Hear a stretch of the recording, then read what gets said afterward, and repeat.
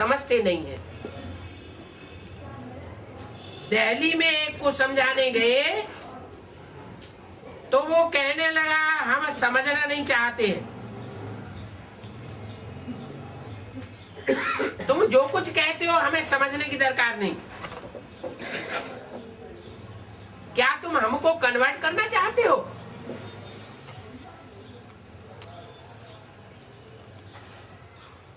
माना बोलने लगा हम बंदर से मंदिर लायक नहीं बनेंगे।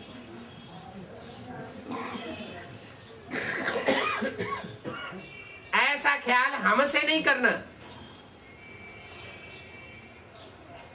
हम कभी देवता नहीं बनेंगे। बहुत समझाया।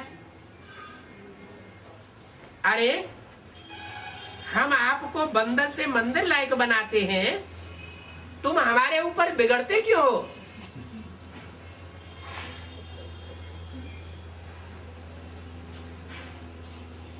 बाप कहते हैं ये है ही बंदरों की दुनिया। इसमें कदम कदम पर तुमको भांति भांति के बंदर मिलेंगे। कोई तो बड़े कड़े होते हैं, लड़ने मरने मारने पर भी देरी नहीं करते।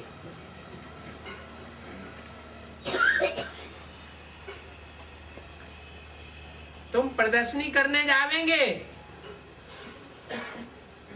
तो प्रदर्शनी में भी ऐसे होता है, लड़ने लग पड़ते हैं। कोई तो इतने क्रोध में आते हैं कि तुम्हारे चित्रों को ही फाड़ने लग पड़ेंगे।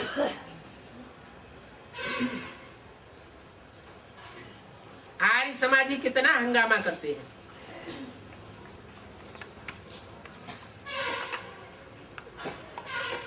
ये तो देखो अभी ही इनका दयानंद आया।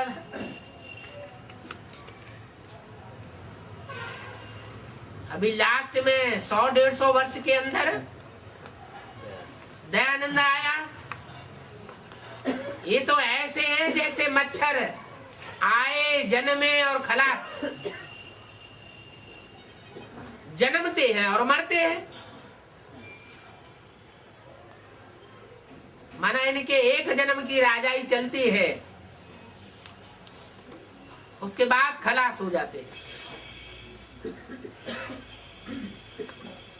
इनमें कोई ताकत नहीं है, सिर्फ हंगामा ही हंगामा करने की ताकत है। राज्य करेंगे तो भी हंगामा, धर्म की बातें करेंगे तो भी हंगामा।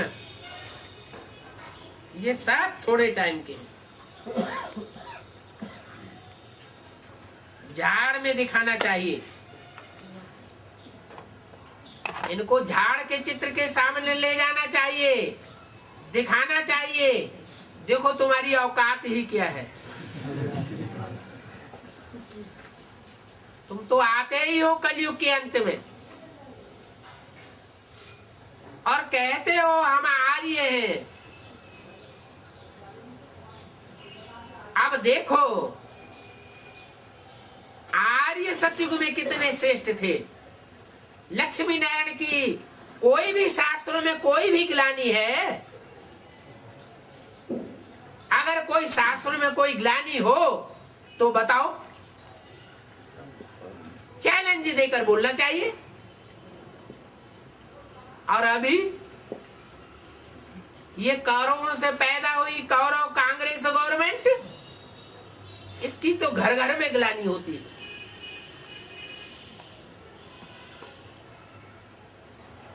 तो कहां तुम और कहां वो देवी देवताएं 16 कला संपूर्ण सर्वगुण संपन्न संपूर्ण हिंसक मर्यादा पुरुषोत्तम गाए जाते। तो आर्य कौन हुआ?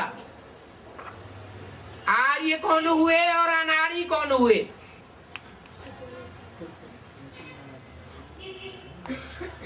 जज करो।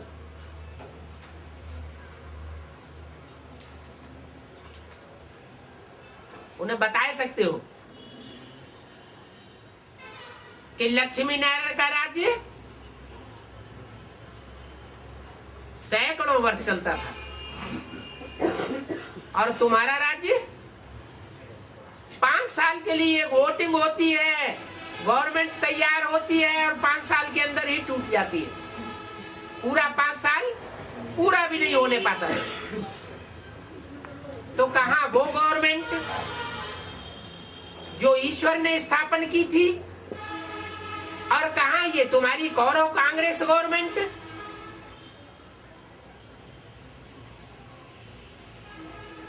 कोई किसी की सुनने वाला नहीं। पुलिस के आधार पर राज्य चल रहा है, और उसका तो नाम ही है पुलिस। पोल इस जितने महकमे हैं उनमें सबसे जास्ती अगर कोई भ्रष्टाचारी महकमा है तो वो अब पुलिस बन चुकी है।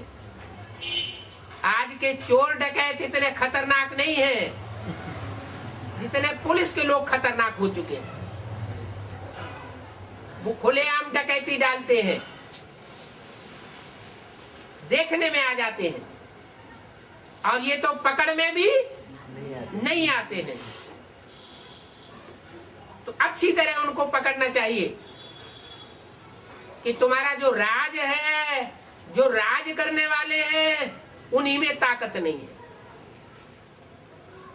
कोई भी ऑफिस में चले जाओ, सारा तंत्र क्लर्कों के हाथ में होगा, अधिकारी के हाथ में कोई सत्ता नहीं होगी। इसको कहते हैं लाल फीताशाही। जिसके हाथ में फाइलें हैं उसके द्वारा सारा काम कराया जाता है। अधिकारी जैसे कुछ भी जानते ही नहीं। और उसमें भी हर ऑफिस में काम करने वाले 2-4 होते हैं जो वफादारी से काम करते हैं, और बाकी सब मटर गश्ती मारते रहते हैं।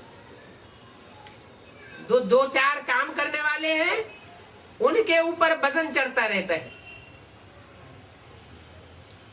वो अपना भी काम करेंगे और दूसरों का छोड़ा हुआ भी काम करते हैं। देखने वाला कोई नहीं है। तरक्की उनकी होती है जो मटर गश्ती करते हैं। तो गवर्नमेंट में ताकत कहां से आएगी? सच्चाई तो तंत्र में नहीं है। यथा राजा तथा प्रजा बन जाती है। तो खोल के बताना चाहिए, तुम्हारे में कोई ताकत नहीं है, इस गवर्नमेंट में कोई ताकत नहीं है। क्यों ताकत नहीं है? क्योंकि ये जो तुम्हारी सरकार का ढांचा है, ये गवर्नमेंट है, ये धर्मनिरपेक्ष राज्य को अपनाती है। हमें किसी धर्म की अपेक्षा नहीं है, हमें वोट चाहिए। तुम हिंदू हो, मुसलमान हो, सिख हो, ईसाई हो, हमें इससे कोई मतलब नहीं है। तुम धर्म को मानने वाले हो या अधर्मी हो, इससे हमें कुछ लेना देना नहीं। माना? ताकत क्यों नहीं है? क्योंकि उनका कोई धर्म ही नहीं है। जिनका कोई धर्म नहीं, उस गवर्नमेंट में कोई ताकत नहीं हो सकती। जिनका पक्का एक धर्म होगा, उस गवर्नमेंट में जरूर ताकत होगी। इसलिए आज दुनिया की जितनी भी गवर्नमेंट चल रही है, उनमें महाशक्ति किसके हाथ में है? इस्लामियों के हाथ में है, बौद्धियों के हाथ में है, क्रिश्चियंस के हाथ में है। किसके हाथ में है? क्रिश्चियंस के हाथ में है। उनमें भी देखने में आता है कि क्रिश्चियंस के जो 2 छेड़े हो गए,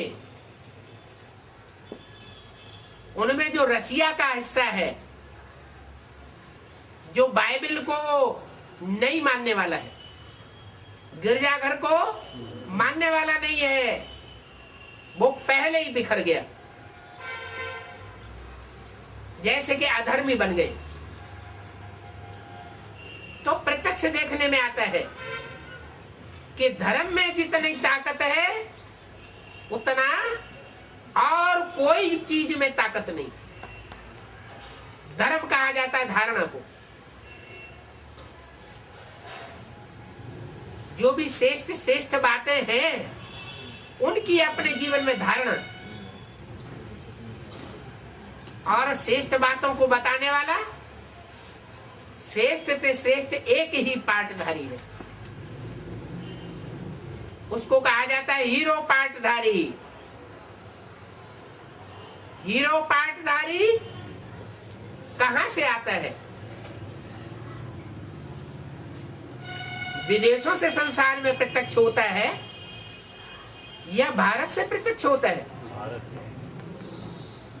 भारत ही सबका मूल है, सब जान